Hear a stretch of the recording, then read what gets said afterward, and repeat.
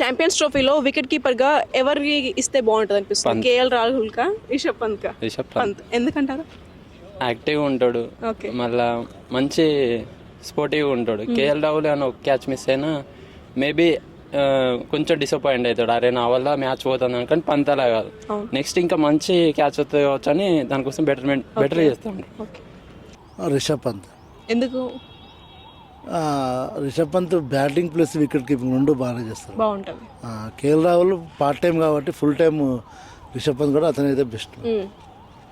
Keeping wise Rishabh Pant is better than Rahul. But ఏంటంటే middle ఆర్డర్లో కొద్దిగా రన్స్ అవన్నీ కొద్దిగా స్టెబిలిటీ కావాలంటే they may prefer Rahul. But it's better to go with Rishabh Pant అండి. ఓకే. రిషబ్ పంత్ ఉంటేనే సెట్. ఎందుకంటారు? లెఫ్ట్ హ్యాండర్ అండ్ కీపింగ్ కూడా బాగా చేస్తాడు. యాజ్ ఏ బ్యాట్స్మెన్ గా చూస్తే రాహుల్ కంటే మనకే స్ట్రైక్ రేట్ గానీ ఎక్కువ ఉంటుంది. సో పర్లేదు రిషబ్ పంత్. ఓకే. కేఎల్ రాహుల్ అంటే ఆల్రౌండర్ అయినా ఓకే, బెస్ట్ అయినా. వికెట్ కీపింగ్ కేఎల్ రాహుల్ ఉంటే బాగుంటుందా? కేఎల్ రాహుల్ వికెట్ కీపింగ్ బాగుంటుంది, బ్యాటింగ్ కూడా బాగుంది రాహుల్ది. ఓపెనర్గా వస్తాడు, బాగానే మంచిగా ఆడతాడు కాబట్టి అతన్ని తీసుకోవాలి. ఓకే.